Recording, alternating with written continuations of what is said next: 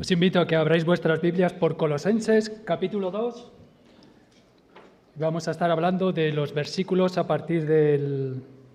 Se me ha olvidado. A partir del 8 hasta el capítulo 3. Se ve que hoy la cosa va de preguntas, porque sin ir más lejos, el otro día iba en el coche con mis hijos y de repente uno de ellos me preguntó: oye papá, ¿tú cuánto mides? Iba conduciendo, evidentemente no conducen ellos.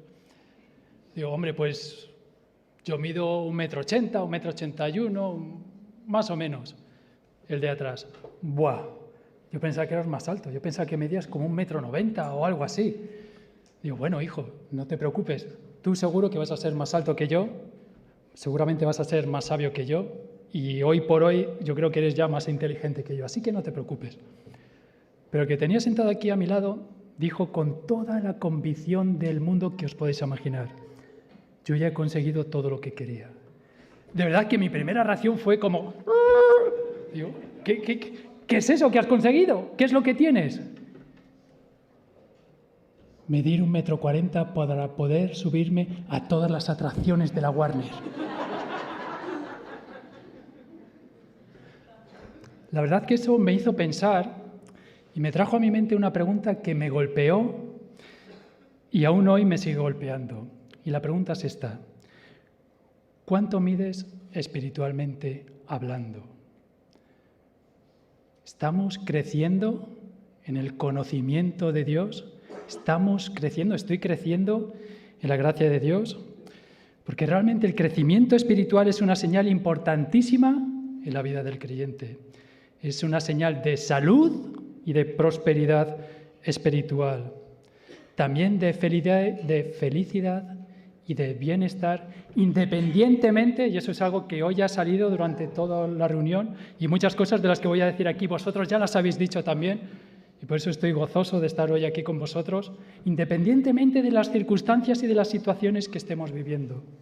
Nuestro crecer espiritual es una fuente de felicidad, de gozo, de paz. Es por eso que vimos que Pablo, estando preso, pronto a morir, dice: doy gracias a Dios por vosotros.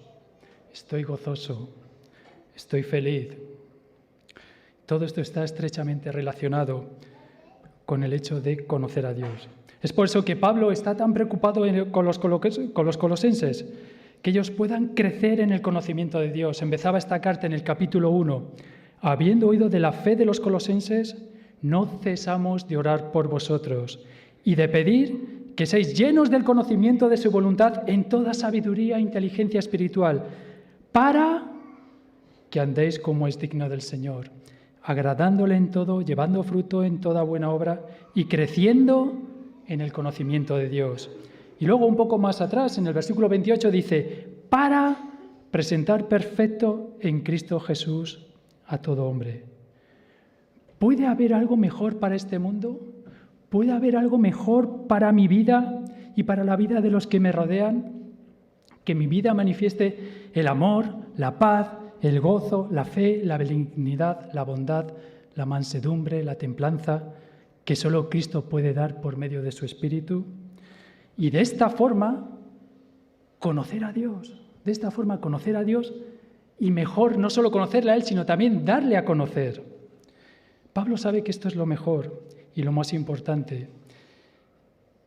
Y por eso no simplemente hace una oración bien intencionada: Señor, haz que ellos puedan crecer en sabiduría y demás, sino que ahora nos da un poco de sabiduría espiritual para que nosotros podamos crecer en la gracia, para que nosotros podamos crecer espiritualmente, para que nosotros sepamos escoger bien los medios y los métodos para desarrollar nuestra vida cristiana y vivirla en plenitud. Porque, ¿sabéis? Estaban introduciendo ciertas prácticas e ideas en la iglesia de Colosas que sonaban muy bien, sonaban muy espirituales, hablaban de teosofías, de misticismos, de visiones, de adoración a los ángeles, de toda una serie de cosas que aparentemente suenan muy bien, suenan muy espirituales, son muy atractivas, pero son totalmente falsas. Y si ellos hubieran seguido en esas prácticas, si ellos hubieran utilizado esos métodos, si nosotros utilizamos esos métodos para intentar crecer en la gracia, para intentar conocer a Dios, pues vamos a acabar engañados, dice el versículo 8, mirad que nadie os engañe, esclavizados, este mismo versículo de la Biblia de las Américas dice, mirad que nadie os haga cautivos, juzgados y condenados, versículo 16, por tanto nadie os juzgue, también robados, nadie os prive de vuestro premio, versículo 18, y finalmente sometidos y profundamente desilusionados, versículo 20, porque si vivís en el mundo, porque como si vivieseis en el mundo sometéis a preceptos que al final no tienen valor ninguno contra los apetitos de la carne. ¿No te has sentido así alguna vez? ¿No te has sentido así en tu vida cristiana alguna vez? Robado, decepcionado, engañado. Esto no es lo que Cristo quiere para nuestra vida. Él ha venido para darnos vida y para darnos vida en abundancia. Jesús se lo dice a sus discípulos de una manera muy gráfica. De vuestro interior correrán ríos de agua viva. Y eso no se parece en nada a ser engañado, a ser robado, a ser juzgado, a ser condenado, a ser esclavizado, a estar desilusionado de mi vida con Dios. Y es por eso que Pablo en esta sección señala la fuente de nuestro crecimiento espiritual, la fuente de nuestro conocimiento de Dios. Versículo 8. Mirad que nadie os engañe por medio de filosofías y huecas sutilezas, según las tradiciones de los hombres, conforme a los rudimentos del mundo y no según Cristo. Cuidado, estad alertas. Si queréis crecer espiritualmente, si queréis gozar de una vida plena en Cristo, no permitas que nadie te engañe. Cualquier idea, método, enseñanza, cosmología, visión de vida, propósito, venga de donde venga, venga de donde venga. Que pretenda decirte cómo debes de vivir, cómo debes de manejar tus asuntos y que sean contrarios a la mente de Cristo revelada en su palabra, es algo hueco, que no tiene valor y que lo único que va a hacer es esclavizarte. ¿Sabéis? Hay un método para saber si una enseñanza es verdadera o es falsa. Si esa enseñanza señala al yo, tener por seguro que es una enseñanza falsa. Tú puedes hacer, tú tienes el poder, en ti está el valor, en ti está, tú puedes hacer que Dios haga por ti. Si la enseñanza está señalando a Cristo, tener por seguro que esa enseñanza es verdadera. Y en contraste con las enseñanzas engañosas está la fuente de toda provisión para nuestra vida. Y esa fuente de provisión espiritual no es otra que Cristo. La fuente es Cristo. Porque en Él, dice el versículo 9, como muy bien nos ha recordado nuestro hermano, porque en Él habita corporalmente toda la plenitud de la deidad y vosotros estáis completos en Él, que es la cabeza de todo principado y potestad. Estamos completos en Él. Y el Padre y el Hijo son uno, tan inseparables en gloria, esencia, que conocer a uno supone conocer al otro. Amar a uno supone amar al otro. En 1 de Juan 4:15 dice, todo aquel que confiese que Jesús es el Hijo de Dios, Dios permanece en Él y Él en Dios.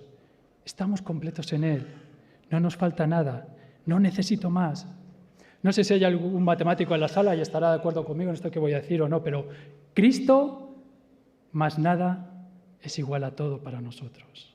Cristo más nada es igual a todo para nosotros. Estamos completos en Él. En Él tenemos los recursos para vivir plenamente la vida cristiana. El versículo 3 que vimos la semana pasada, que dice que en Él están escondidos todos los tesoros de la sabiduría y del conocimiento. Teniendo estos recursos, ¿voy a ser tan necio de pretender vivir mi vida cristiana en mis propias fuerzas? No me gusta, realmente, perdonad, pero no me gusta esta expresión de vida cristiana. Yo no tengo una vida cristiana y tengo otra vida. Mi vida con Cristo. Mi vida. Y a partir de ahora voy a intentar cambiar esto. No es mi vida cristiana, sino que es mi propia vida con Cristo.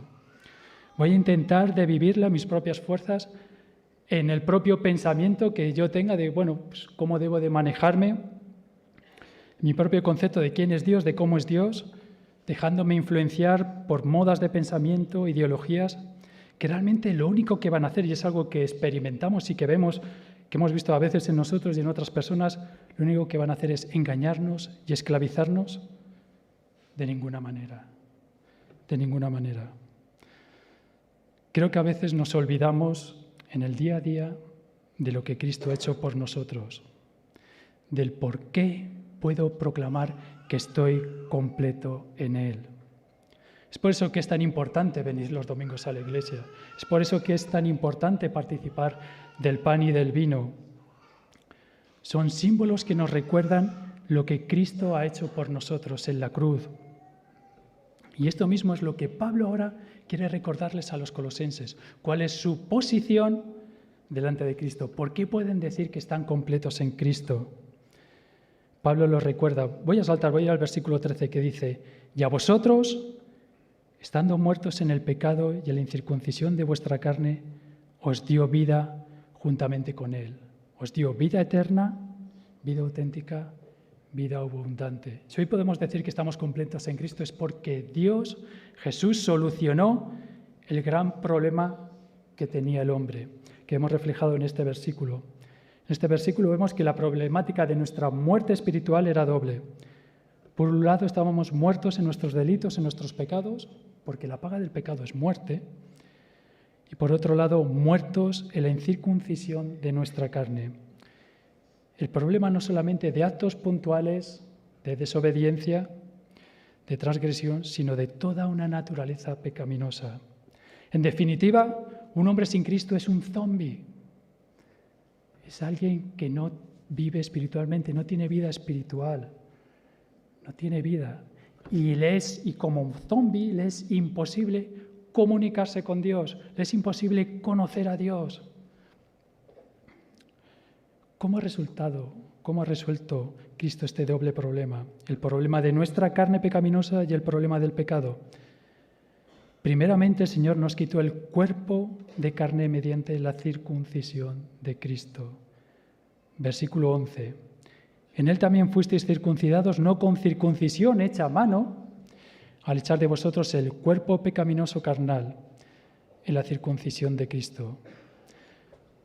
Yo creo que todos sabemos lo que es la circuncisión aquí y sabemos que en el Antiguo Testamento la circuncisión era un rito externo por lo cual se marcaba que eras descendiente de Abraham y por lo cual era un signo que demostraba que tú pertenecías al pueblo de Israel.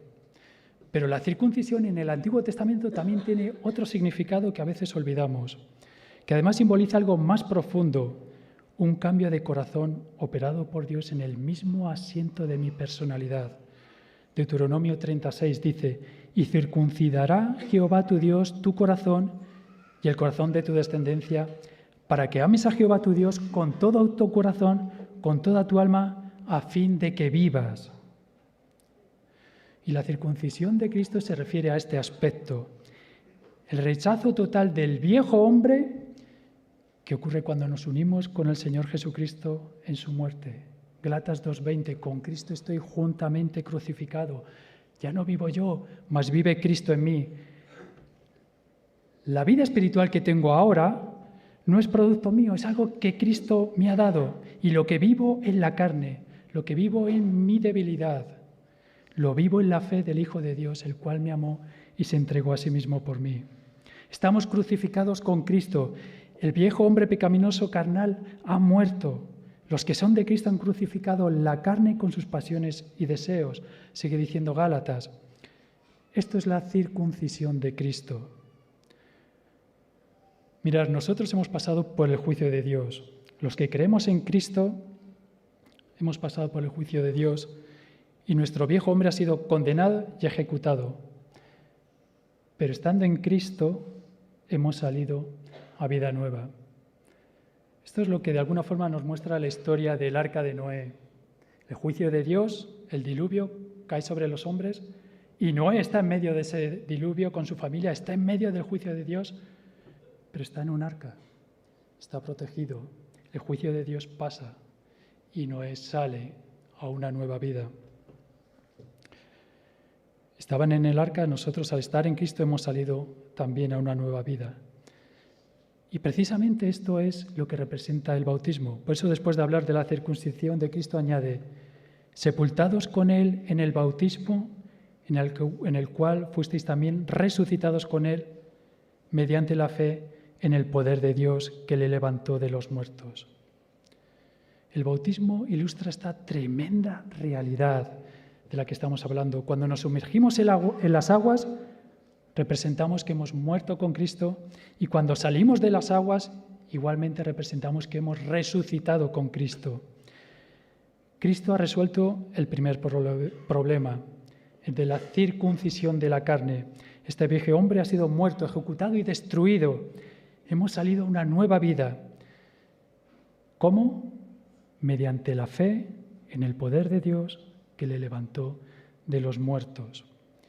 Pero hay un segundo problema aquí, que son nuestros delitos y pecados. ¿Cómo puede Dios resolver este problema? ¿Cómo puede Dios perdonar todos nuestros pecados?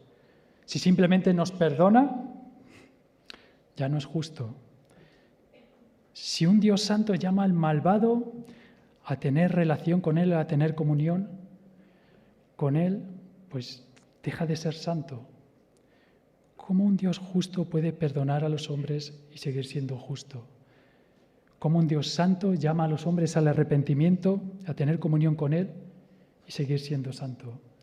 La respuesta está en la crucifixión de Cristo. La respuesta está en la cruz de Cristo. Versículo 14. Anulando el acta de los decretos que había contra nosotros, que nos era contraria, quitándola de en medio y clavándola en la cruz. ¿Podéis imaginar por un momento esta escena? Cristo siendo crucificado. Hagamos ese ejercicio, por favor. Imaginémonos esa escena. Cristo siendo crucificado, las personas a su alrededor burlándose. ¿Tú eres Cristo? Sálvate a ti mismo. ¿A otro salvó? ¿A él mismo no se puede salvar?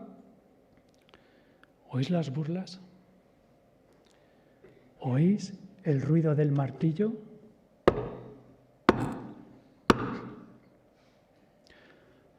No es tanto el ruido del martillo que está clavando las manos de Cristo en la cruz, sino el ruido del martillo de Dios que está utilizando para clavar en la cruz la larga lista de mis pecados y transgresiones. Jehová cargó en él el pecado de todos nosotros.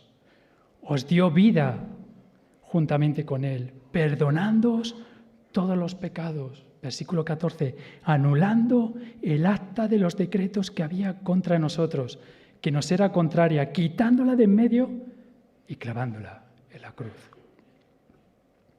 Dios ha perdonado todos nuestros pecados. Para Él están olvidados, cancelados. Y cuando dice todos los pecados, dice los que hemos cometido, los que estamos cometiendo y los que vamos a cometer. Están cancelados, borrados para siempre por causa de Cristo.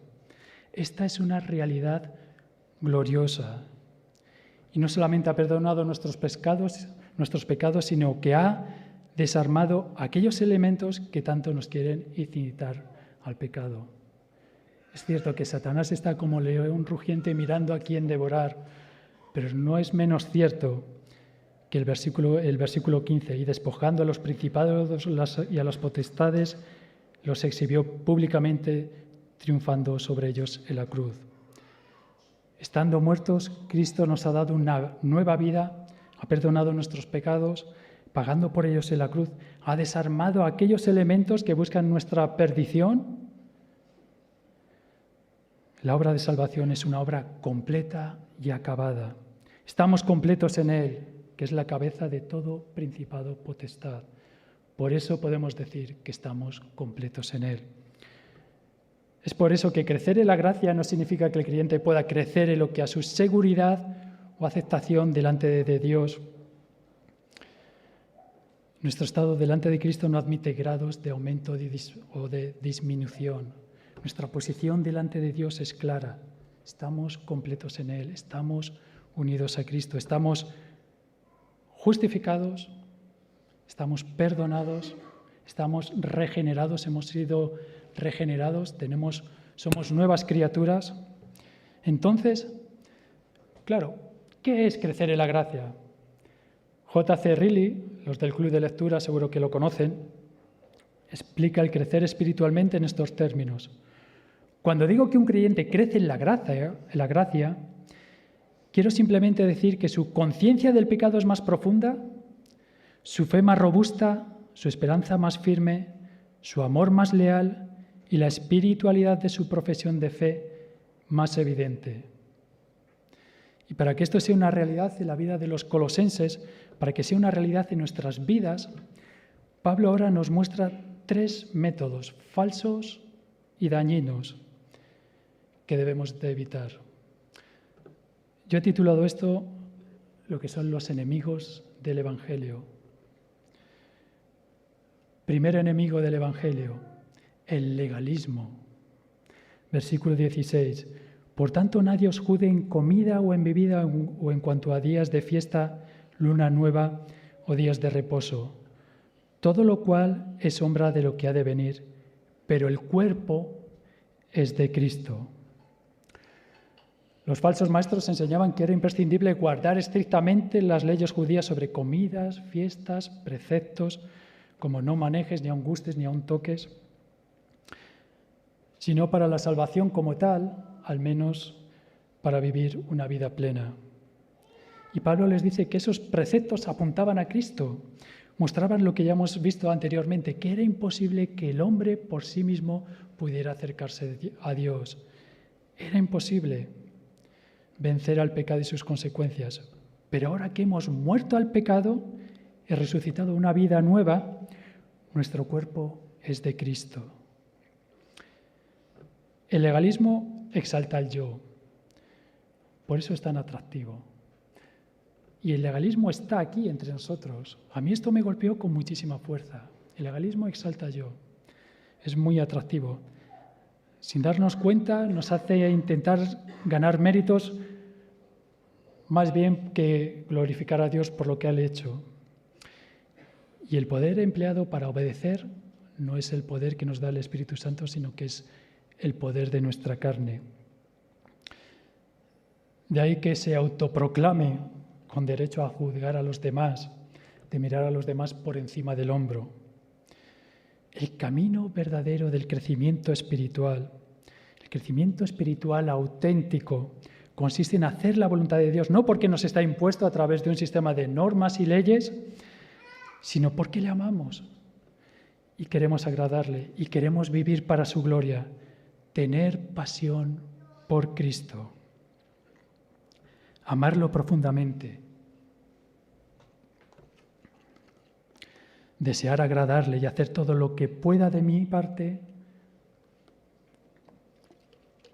hacer por mi parte todo lo que pueda para honrarle y hacer su voluntad. El primer enemigo, el legalismo. El segundo enemigo, el misticismo. Nadie os prive de vuestro premio, afectando humildad y culto a los ángeles. Versículo 18. Entremetiéndose en lo que no ha visto, vanamente hinchado por su propia mente carnal y no asiéndose de la cabeza, en virtud de quien todo el cuerpo, nutriéndose y uniéndose por las coyunturas y ligamentos, crece con el crecimiento que da Dios. El crecimiento lo da Dios, no lo da una experiencia extrasensorial, una experiencia emocional. ¿Cuál era el problema aquí? Algún sector de los judíos, basándose en las visiones, como la que vemos en el capítulo 1 del libro de Ezequiel, enseñaba que era posible hacer viajes fuera del cuerpo, hasta el mismo trono de Dios, cruzando por medio de los ángeles. Pero claro, para poder cruzar por medio de los ángeles, era necesario estar a buenas con ellos, para que te dejaran pasar.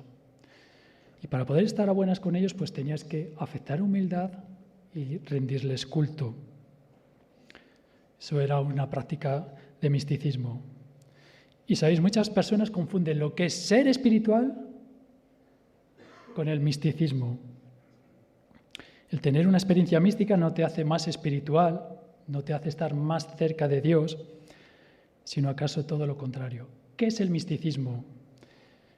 Podemos definir el misticismo como la búsqueda de una experiencia religiosa más profunda.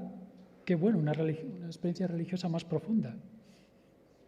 Eso parece que es una buena cosa, pero a través de una comunicación directa e inmediata con Dios, eso suena muy bien, es decir, sin intermediarios entre yo y Dios, eso suena muy bien, pero poniendo a un lado el intelecto y descansando más bien en la intuición y en la iluminación interna. Eso suena muy mal. Basar mi relación con Dios quitando de lado el intelecto que Dios me ha dado para conocerle y basarlo más bien en mi intuición y en la iluminación interna y en lo que a mí me parece y en lo que yo puedo llegar a sentir o dejar de sentir. Eso es el misticismo. Mientras que la persona espiritual es aquella que se aferra a Cristo, se nutre de Él, disfruta de las cosas buenas de esta vida, pero a sus ojos realmente no tienen valor comparadas con Cristo. Todo lo que sea espiritual, la compañía del creyente espiritual, las ocupaciones espirituales, que son la oración, la lectura de la palabra, el servirnos los unos a los otros en amor, el tener conversaciones espirituales, todo eso le llama, todo eso le atrae.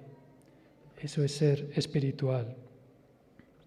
Primer enemigo, legalismo. Segundo enemigo, misticismo. Tercer enemigo, ascetismo. Pues si habéis muerto con Cristo en cuanto a los rudimentos del mundo, ¿por qué, como si vivieseis en el mundo, os sometéis a preceptos tales como no manejes, ni gustes, ni aun toques, en conformidad a mandamientos y doctrinas de hombres, cosas que todas se destruyen con el uso? Tales cosas tienen a la verdad cierta reputación de sabiduría, en culto voluntario, en humildad, en duro trato del cuerpo, pero no tienen valor contra los apetitos de la carne. El ascetismo enseña que nosotros debemos privarnos, dejar de participar de ciertos placeres, de ciertas comodidades, si nosotros queremos crecer espiritualmente. La palabra proviene del griego, es askesis, y básicamente lo que significa es entrenamiento o ejercicio. Promueven una vida de privaciones a fin de alcanzar un nivel espiritual más profundo. Todos los que hacéis deporte, ¿habéis visitado algún gimnasio alguna vez? Porque esto suele estar en todos los gimnasios puesto, conocéis esta palabra. No pain, no gain. Si no hay dolor, no hay ganancia. Esto es exactamente lo que promueve el ascetismo desde un punto de vista religioso. Si no hay dolor físico, no hay ganancia espiritual. Si yo no flagelo mi cuerpo, si yo no me privo de ciertas cosas, no hay ganancia espiritual. Y es cierto que aparentemente, pues es bueno, si hay cosas que son malas para nosotros, tenemos que privarnos de ellas y a veces nos cuesta privarnos de ellas, pero sabemos que son malas y debemos de privarnos. Aquí es más la intención, no que buscas con esas privaciones, porque a través de las privaciones y el dolor físico intentan hacer lo que solo Cristo puede hacer, cambiar nuestra naturaleza pecaminosa, romper con la esclavitud del pecado. Romanos 6,14 dice, porque el pecado no se enseñoreará de vosotros, pues no estáis bajo la ley, sino que ahora estáis bajo la gracia. Y el hacer algo por nosotros mismos, que solo Cristo puede hacer, nos llevará a la falsa sensación de que el cristianismo es una camisa de fuerza y acabaremos realmente sometidos y profundamente desilusionados. Para concluir, llegamos a la conclusión de todo esto. Entonces, ¿qué debemos hacer para vivir una vida plena, para crecer espiritualmente, para que mi vida con Cristo funcione? ¿Qué es lo que debo de hacer? Capítulo 3, versículo 1. Si pues habéis resucitado con Cristo, buscad las cosas de arriba donde está Cristo sentado a la diestra de Dios. Poned la mira en las cosas de arriba, no en las de la tierra. La esencia del crecimiento espiritual está en mi relación con Cristo. Como el pámpano que está separado de la vid no puede llevar fruto, así yo, separado de Cristo, no puedo llevar fruto. Si el área de mi relación personal con Cristo es deficiente, mi vida espiritual va a ser pobre. Va a ser pobre en mi vida personal, va a ser pobre en la vida de la Iglesia. Voy a ser una persona que no refleja el amor de Cristo ni a mi mujer, ni a mis hijos, ni a mis amigos, ni a mis hermanos. Pablo en este pasaje describe cómo tiene que ser la relación con Cristo, con dos imperativos, dos exhortaciones. Estos no son consejos. Oye, a mí me parece que deberías de hacer esto. Estos son mandamientos. Si quieres que tu vida con Cristo funcione, tienes que seguir estos dos mandamientos, los dos imperativos del crecimiento espiritual. Buscad las cosas de arriba. ¿Qué quiere decir esto? Mi relación personal con Cristo no es ante todo un ejercicio de espiritualidad interior, de misticismo, de visiones. No está diciendo eso en buscar las cosas de arriba. Pablo se refiere a que toda la vida se oriente alrededor de los valores, de los principios espirituales de Cristo, lo que llamamos los valores del reino. Quizás esto suena muy teórico, muy teológico. Vamos a ponerlo en palabras más sencillas. Necesitamos una escala de prioridades, de metas. Necesitamos tener una visión cristiana de la vida. Al final del día, esta noche, cuando nos acostemos, o mañana por la mañana, cuando nos levantemos, pregúntate, ¿qué es lo que me preocupa? ¿En qué cosas está mi corazón? Porque realmente vivimos en un mundo tan absorbente que las hipotecas, los problemas con el coche, los horarios de los niños, los problemas en el trabajo, los problemas con los compañeros del trabajo, nos hacen tener la constantemente puesta en los asuntos de esta tierra. Es una buena pregunta para saber dónde está nuestro corazón. ¿Qué me preocupa? El día de hoy, si me preocupa que no he visto la iglesia, a fulanito o a menganito, quizás es que vamos por buen camino. Una escala de prioridades para ir por la vida, un mapa de carreteras, es algo que ya no se utiliza, ahora todo el mundo usa GPS, pero antes todos en el coche, todos los padres tenían la guía CAMSA 2000, 1999, 2000, un mapa de carreteras. Una vez abierto, algunos era imposible de volver a guardar. Un mapa de carretera. ¿Nos hemos preguntado alguna vez cuáles son las metas de mi vida? Porque allí donde esté nuestro corazón, allí irán dirigidos todos nuestros esfuerzos, todas nuestras preocupaciones. ¿Cuáles son las metas de mi vida? Pero este asunto no es suficiente. Por eso Pablo añade un segundo principio de crecimiento espiritual. Poned la mira en las cosas de arriba. Primero, buscad las cosas de arriba, es decir, establece una escala de prioridades correctas, el mapa de carreteras, pero no dejes el mapa de carreteras guardado en la guantera. No sirve de nada si uno no lo mira, si uno no lo consulta. No es suficiente buscar las cosas de arriba, hay que poner la mira en ellas. Es muy interesante esta palabra en griego, poner la mira. Es un verbo que solo aparece 2 veces en el Nuevo Testamento. Y la traducción más exacta sería tener entendimiento en las cosas de arriba. Y la acepción en griego es muy amplia. El verbo quiere decir que a la vez pensar y sentir. Es el verbo phroneo, pensar y sentir. De tal manera que Pablo nos está exhortando no solo a hacer el ejercicio mental, intelectual, sino al mismo tiempo de corazón, de afectos, de voluntades, de sentimientos, todo conjunto, toda la globalidad de la persona humana.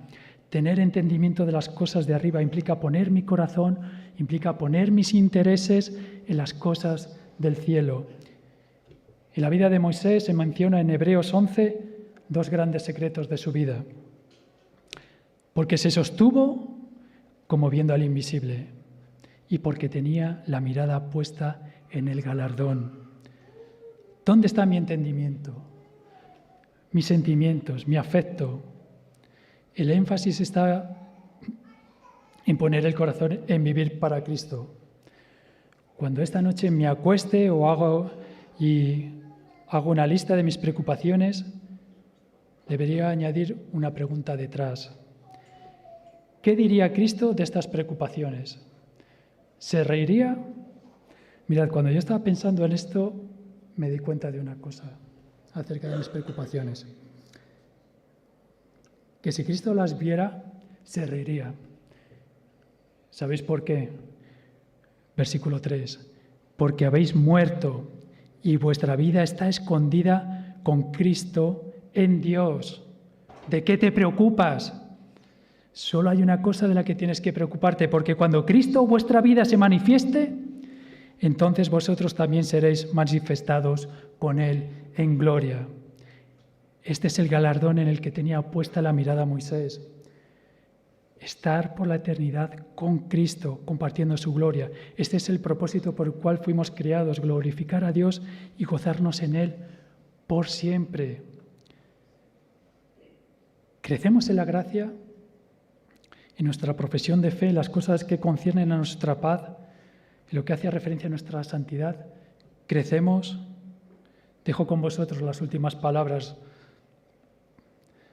de Riley. Cuando digo que un creyente crece en la gracia, quiero simplemente decir que su conciencia del pecado es más profunda, su fe más robusta, su esperanza más firme, su amor más real y la espiritualidad de su profesión de fe más evidente. ¿Crecemos en la gracia? Recordad que estamos completos en Dios. Vamos a orar. Señor y Padre, te alabamos y te damos las gracias por tu obra en cada uno de nosotros, porque tú has cambiado no solo nuestro lamento en baile, Señor, sino que tú has cambiado nuestra naturaleza, nos has dado una nueva naturaleza, nos has hecho nacer de nuevos. Vivíamos alejados de ti, vivíamos de espaldas a ti, y tú nos has dado vida y nos has dado conocimiento de ti. Te alabamos y te damos las gracias porque tú has perdonado nuestros pecados, porque tú has cargado con ellos en la cruz. Te alabamos y te damos las gracias porque tú nos quieres dar una vida plena en ti, Señor. Y te queremos rogar que tú nos ayudes, que nos des valor para identificar el enemigo del legalismo en nuestras vidas, para identificar el enemigo del misticismo, el enemigo del ascetismo, para identificar, Señor, aquellas cosas que preocupan y ocupan nuestro corazón y nuestra mente y que nos hacen vivir una vida espiritual pobre en lugar de ocuparnos y preocuparnos de lo que realmente importa.